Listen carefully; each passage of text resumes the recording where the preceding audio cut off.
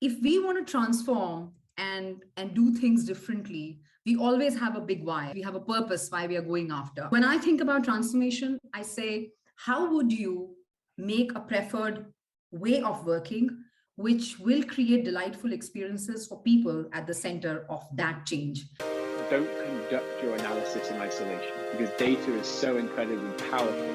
Not defending just the tribe, but defending the organization. Those creative people that you really want to keep empowered, keep excited, keep motivated, keep thinking. A good experience pays dividends down the line. Stereotypes tend to break down in proximity. Welcome to We're Only Human, a podcast about human resources, business, technology, and the workplace. My name is Ben Eubanks, your host, and I'm so glad you're here.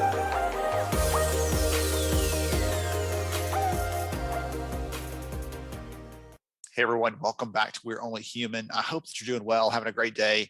I know that I say this probably every time, but I've been looking forward to this episode because I get a chance to talk to someone about what it takes to transform HR and what it takes to do that in a really meaningful and practical way. Because when we were chatting before we came together for this recording, one of the things that we agreed on is a lot of people that talk about it do it in these very vague terms. So we're going to get into some of the specifics of how to measure impact and how to understand if your transformation is working, all those kind of things. It's going to be a tremendous conversation. And I'm so honored to have Shalu here with us to talk through this stuff. So welcome, glad to have you.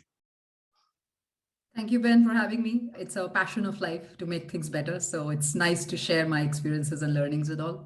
Ooh, that could apply in 1,000 different ways to make things better as a passion in life. So goodness.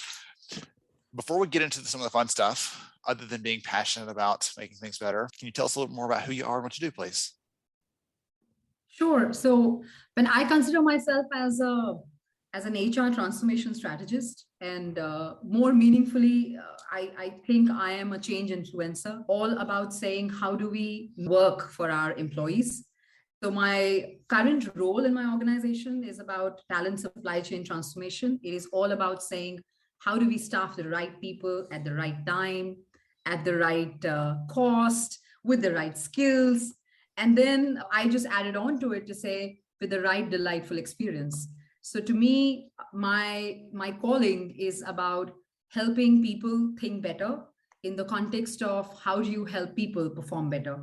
So that's what I do in my job. And I love applying some of these learnings in my personal support that I do to non-government and non-profit organizations, which are more focused on education. So yeah, it's all of those things. Okay, wonderful. That's incredible. So when you're not thinking about change and transformation, what do you like to do? How do you spend your free time other than volunteering and sharing that expertise in other sorts of ways? I'm just kind of curious. I love reading books, but I'm not the kind of person who gives annual 60 book target. I usually pick a mix of books, and I would pick some books that force you to deeply think. I recently finished Essentialism. I read Damon Santola's Change recently. It really changed my view on things. I love Brene Dare to Lead. So I do read a couple of those things that inspire me and force me to think differently about my choices at work and life. But yeah, I also enjoy reading a Tintin and seeing some superhero movies and all the series that comes with my kids. So I do have that fun part as well. So okay. I have my downtime when I do that. Okay, wonderful. I know that when I stop and think about someone who thinks about transformation and strategy and all those kind of things, you imagine that's their whole world, but it can't be. And what's really interesting, there's a book, here's a recommendation for you, by the way, on books. There's a book called Range that says the people who are the best performers in an area often are generalists. They have this broad range of things that they bring to the table, and it allows them to be successful. And again, we'll probably dive into some of the fun stuff around that in the conversation. But one of the things that I love to understand about the people I get to talk to is you're not your job title. You're not the thing you do every day. You're all these other things put together. And that's what makes you, those things outside that make you more effective at the things you get to do every day. Sorry, I just wanted to take a little quick aside for that piece. So let's bring it back to, you called yourself an HR transformation strategist. And I love that term. I would love for you to give us some terms about how you would define a business transformation, because it seems like this, whenever someone mentions that, it's this very vague and amorphous thing that you can't wrap your arms around. I'd love for you to give us a definition we can stand on. Sure. Then I'll give a definition which works for me and how I describe what I do every day to my teams and my stakeholders. I do see that in the world today, everybody wants to talk about digital transformation and wants to adopt it. There is enough research out there, by the way, which says everybody wants it, but everybody's struggling with it as well. My definition is a good business transformation is about making things better for the people who are at the center of that change. And let me, maybe explain it a little bit more from the aspect of why I use these words. If we want to transform and do things differently, we always have a big why. We have a purpose why we are going after. Einstein said, stupidity is doing the same things and expecting different results. And to me, transformation means that I will intentionally choose to give myself pain because it's tough. It's not easy to make those choices, and yet be driven by what it will achieve for you as an organization or you as a person.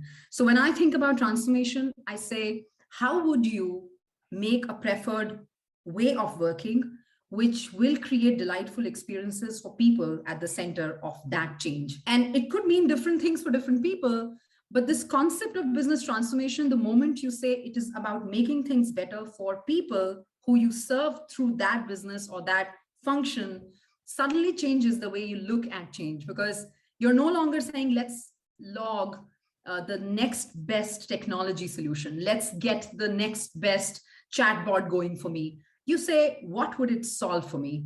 And what would it do for the people who I intend to serve through that solution? And I come across so many people who talk about transformation in the way of launching an automated solution. And I feel if you do not look at solutions from the lens of the flow of work and how it changes it to be better for people, then you somewhere have lost the game, because you're more interested in getting technology out there without realizing what that technology could do for you or should do for you, because you're spending a lot of money out there. So that's what it means to me on a daily basis.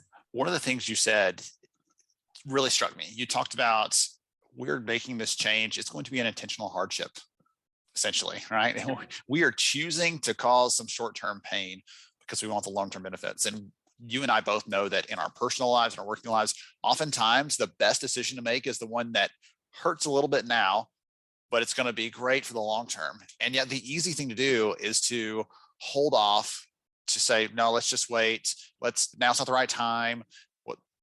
And that's an example of doing the complete opposite, saying, well, let's do the easy thing right now, and then we'll try to catch up later. And I use the example often of Blockbuster and Netflix and say, you can't always catch up later. Even if you think you can't always run 3 times as fast and be able to beat your competition or to serve your people. By the time you realize that you've done the wrong thing or you haven't solved that thing that was such a frustration for them, they may be gone.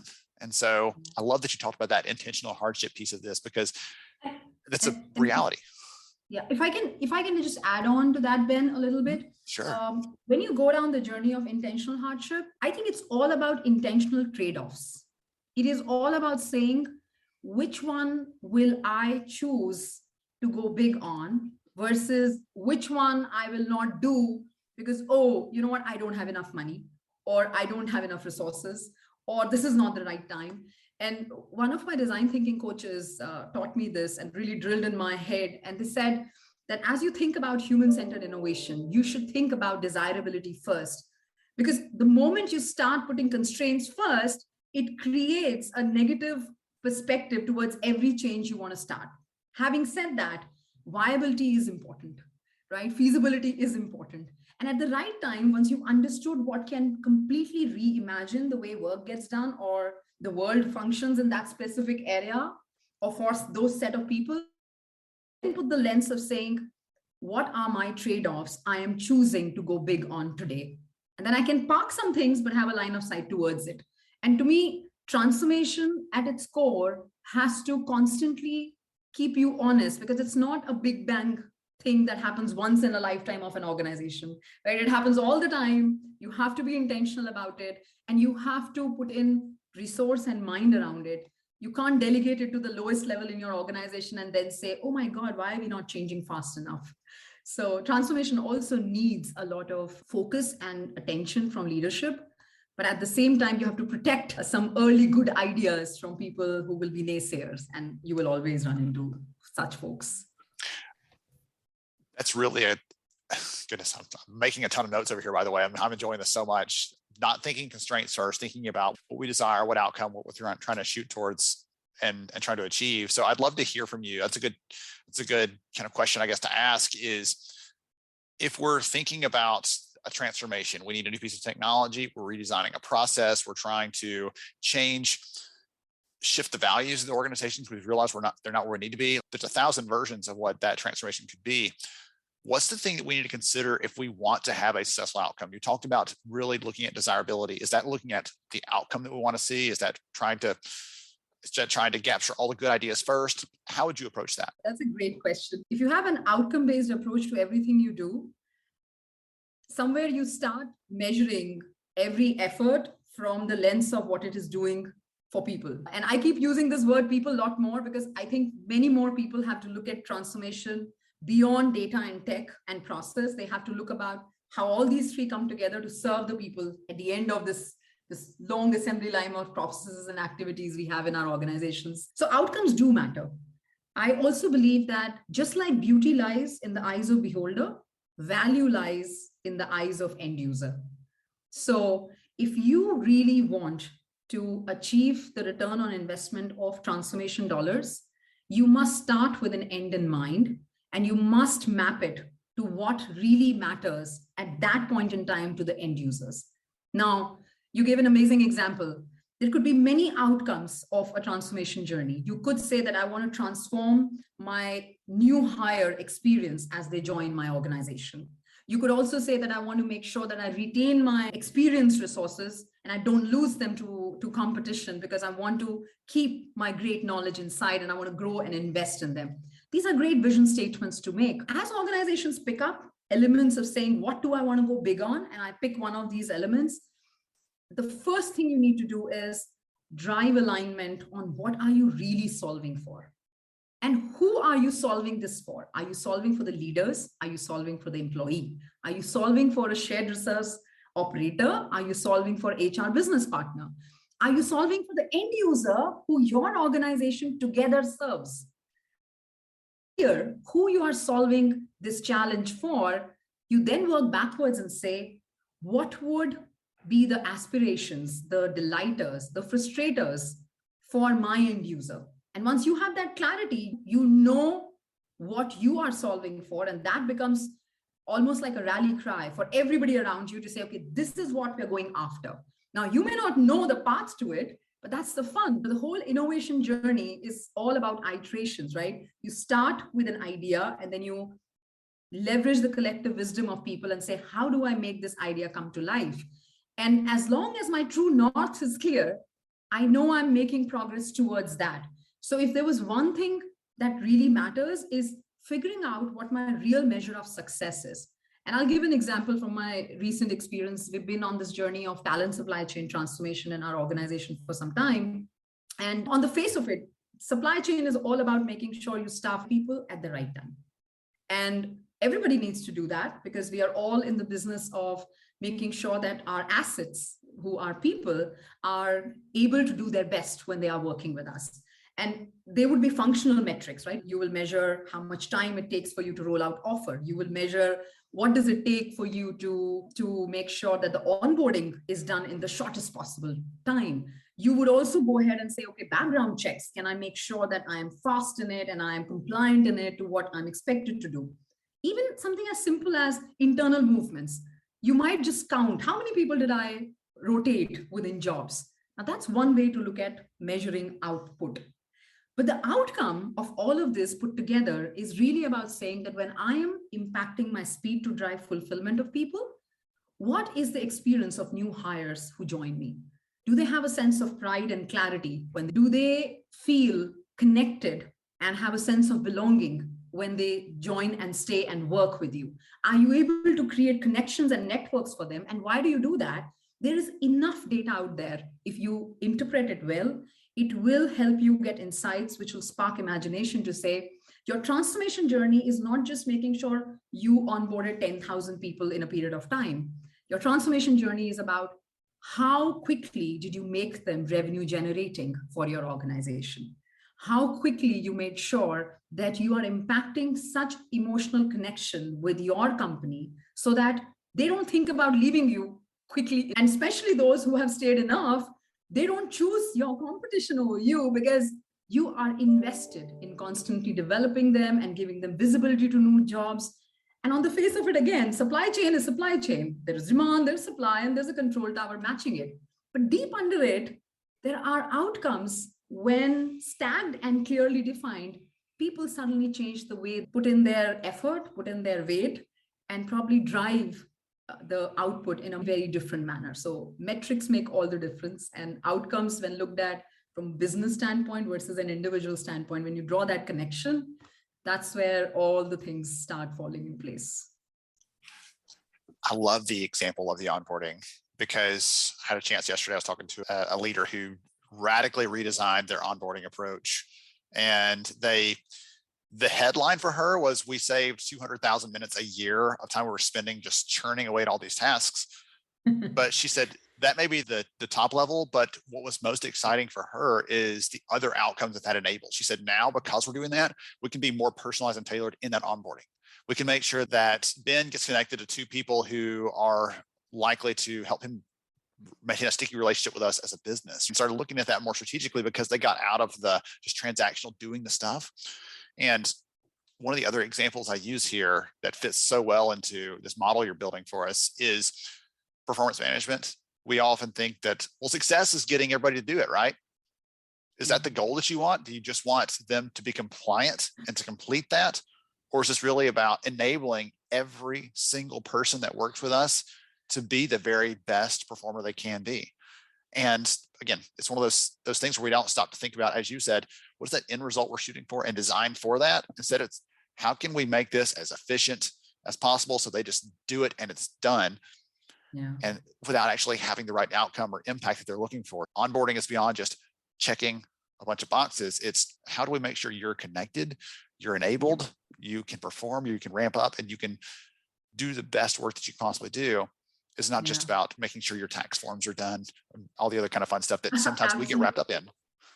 Absolutely. And many years back when I was leading one of the businesses, HR and capability development, there was this very interesting conversation I had with my business leader. And we were trying to reimagine the way we give service to our customers. And we were saying, how do we make sure that our people are gearing up for that? And we were looking at many aspects. Okay, one part is, of course, talent development and invest in learning paths and get the journeys. And the other part was, okay, let's make sure that we are getting a great talent pool inside Genpact, which has not been there. So in our company, we went through a lot of internal thinking, and a very simple model then emerged from that conversation with my business leader. And I love to quote it everywhere because it's so simple and it's so profound. We call it 3 E's. And we laughed over it because suddenly it became 3 E's. And I was like, okay, maybe I should copyright this, but it was fun. The first E was enablement. So are my employees able to do what they're supposed to do? So as part of that goal of enabling somebody, I would say, can I give them the learning frameworks as well as learning paths, knowledge repositories, people who would be their experts and guides and coaches? So how do you create that ecosystem of constantly learning something that they're supposed to be through a skill or some delivery that they have to do? So enablement is a big tower. The second tower is all about enforcement. Just because I'm able to do something does not mean I'm supposed to do it. So am I embedding it seamlessly into the performance measurement system? How are the goals being defined? If collaboration is something that I want everybody to do, am I teaching people the skills it takes and giving them the tools and techniques to be able to collaborate virtually? And then am I supposed to do that? Maybe I'm not supposed to do that because it's nowhere written that I'm supposed to collaborate. But am I embedding it in the way I'm defining goals, that you don't just have individual goals, but you have team goals? And then the third part, which is really important after enforcement, is encouragement. And people don't realize, just because I have a great training program and I put it in somebody's goal that you've got to get certified, does not mean I'm willing to do that. And if you don't impact the will of people to do something, then why will they generate those results for you? Just because you're able to, and somebody once told me this, just because you're able to and you're supposed to, doesn't mean you're willing to. And if organizations don't invest in figuring out ways to encourage that personal motivation to do something by role models, leaders walking the talk, your recognition system, which is far more inclusive than just for select few, and everybody's fighting for the select few. And then where's collaboration then? So as a theme, I use collaboration as an example, but it works all the time. So if you're an organization which is going through a big leap and you want your people behind it, then you have to think about all three. Probably 70% is encouragement, which is all about your culture and what you do there. 10% is enforcement. And the rest is about saying, okay, let me get the training and the technologies in place and the data and the enablers in place to just get them going. And then results will happen. So transformation is similar. If you're changing, you want different outcomes from an enterprise function, you have to figure out, are you enabling your people to adopt the new tech or the data that you want them to use tomorrow? Are you then making sure they're supposed to use that? Because maybe it's an option, I'm supposed to ignore it. And then how am I inspiring everybody to learn from each other? So collaborative learning is so powerful, but many organizations have not figured out structural ways to do that. And that's so core to driving change on a day-to-day basis, and even at long-term and long-range basis for organizations. I want to ask you 20 more questions, by the way. Every time you share something, it opens up all these other things that I'm curious about. But I think the next logical step is, you've hinted at this a couple of times, about measuring the actual success of this. And obviously the success depends on going back to the beginning and figuring out, hey, what do we want this to look like at the beginning?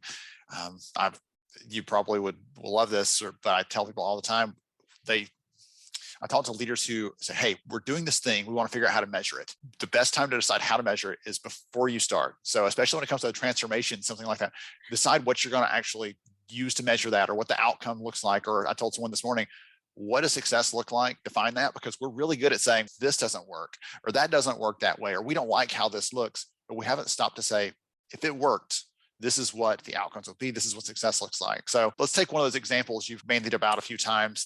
Let's say we're adopting a new piece of technology that's going to be employee facing. How do we decide what success looks like? What are the outcomes we should be shooting for? And who do we share those outcomes with? Do we report that up? Do we just keep that in our own little bubble? That's a softball pitch to you, I think, but talk about that a little bit. Okay, so this is an amazing question, because as a Lean Six Sigma practitioner, it was taught to me that what gets measured gets improved.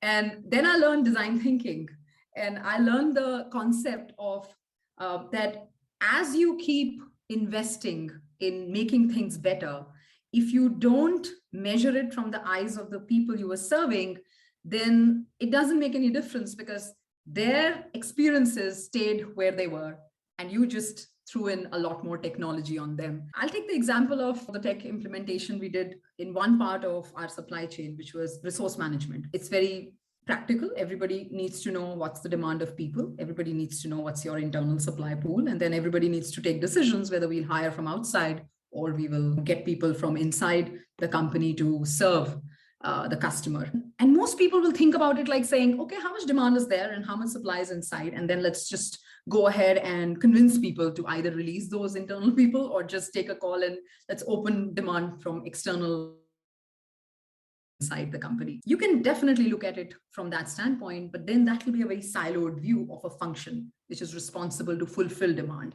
The moment you elevate it, and elevate it in terms of saying, what is the connection of this particular measure to the higher order? Now, what is the higher order? Why do we need people in any service organization? We need people because you typically get paid per person, or you are being paid for a service, and the service is provided by people. So you get paid by transaction, you get paid by outcome. You were influencing an outcome for a customer, and you were trying to make sure that your people are giving such awesome service that outcome for that organization is met. But at the core is a set of people who have to be available to do that part of work. So while I can just say, I need 10 people, give me 10 people. And how quickly can you give me 10 people? But if I spin it and I say, what's the higher order is, how quickly can I make revenue from the person I need? So if the customer needs a person on 1st of the month and I give them on 15th of the month, I'm losing revenue. If the customer needs a person on 1st of the month and give them 15 days early, then I am bearing extra cost without getting revenue on that cost. So the moment you start thinking about outcomes from the lens of revenue, suddenly the interest of senior leadership is there. Because instead of saying, I want investments because I want to improve the demand and supply visibility and set up a control tower for you, and I want X million dollars for that, I change the story and I say, you hire 10,000 people in a year, and it typically takes you 50 days to hire them. If I was to have technology that can increase the visibility of the demand forecast and increase the visibility of the supply forecast internally, then I can do proactive matching and I can take proactive bets on who will be internal moved, and I will train them and make them ready proactively versus who will be hired outside, because typically people from outside will take longer to come in and costlier to get in. And I changed the whole story by saying, I need X millions to buy this tech that allows you to do that. Or I could say that for the 10,000 people that I'm hiring, and from 50 days, if I can reduce it to 35 days, 15 days, I can make sure that I give you these people earlier than what your current entitlement of the system is. I can influence your revenue acceleration by these 15 days. Think about the impact. So it's 10,000, and say for a day's work, I could get a revenue of say $500. I'm just throwing in there. So 10,000 people, $500, I save 15 days, which means I can get you earlier. You can actually go to the customer and tell, I can start 15 days early than later. Just imagine the millions you will make in revenue acceleration. Now, even if you're not able to convert everybody to first day revenue generation, because some people have to come, they get trained, and then they get into a customer service mode, even if it's 50%, you can do the math. It's much higher than just asking for a few $1 million to make sure that you set up a great technology solution. And we took that approach and we said, how we will enable internal movement of people and not just help you avoid cost, because when people are tried, you have to replace them. And most people today are leaving you around the time frame of about 18 to 36 months, because that's the time they feel, let me do something interesting and new. And if I can enable an internal rotation process, which is powered by good data, good technology, which gives end-to-end visibility to jobs and people, then I can impact retention of people. And every percent that I reduce, we all know the war of talent is going on. So every percentage on a base of 10,000 people is a lot of people I don't have to hire. I don't have to train again. And I have people who will stay longer. They'll be far more engaged, and they'll give far better service to your end customers. So there is business sense, but you could have fought the battle on saying, I need extra money to, buy a new application, versus saying, I'm here to accelerate your revenue realization, to avoid cost, and in the process, create awesome experiences which will influence people to stay longer with you. And why would you not get investments then? Goodness. This is like a masterclass in demonstrating value, I feel like. And I don't know if that comes back to your Lean Six Sigma background, if that comes to the design thinking thought process. But I think that combination of things really gives you a unique perspective on the world and helps all of us as talent leaders, as business leaders, to think about that at the higher level and how it can have an impact. So I've enjoyed this so much. If someone wants to connect with you or follow you, what's the best way to do that? I'm most active on LinkedIn, Ben. So LinkedIn is the best way to reach out to me. I do have a Twitter handle, but I'm not that active there in having conversations or exchanging views. So LinkedIn is the best place. Okay, wonderful. I'll make sure we get your LinkedIn handle into the show notes, the episodes, and people can reach out and let you know how much they loved hearing from you, because I know that I did. Thank you again for joining us, for sharing your insights. You're an incredible leader in the space and an incredible teacher too, if you'll take that title, because I think the way that you approach this and the way you share it is very thoughtful and carefully crafted, and it makes it much more understandable for the audience out there. Thank you, Ben, for this opportunity. I loved being in this conversation with you. It was awesome. Thank you for the chance. Wonderful. Absolutely. To everybody else out there, hope you enjoyed today's episode of We're Only Human. And as you heard, just so many good learning, so many good ideas we picked up today, but I really loved the 3 E's. So spend some time on encouragement, enablement, and enforcement in that order this week, and help your people to create a better experience. I'll catch you all next time on We're Only Human. Thank you so much for joining me on the show today. I'm honored to have you as a listener. If you enjoyed this episode, please take 10 seconds to rate it at iTunes, Stitcher, or wherever you listen to your podcast. Also, if you know a friend that could benefit from today's conversation, please pass it their way. After all, a rising tide lifts all ships. To see show notes, sponsor information, and our full show archives, visit onlyhumanshow.com.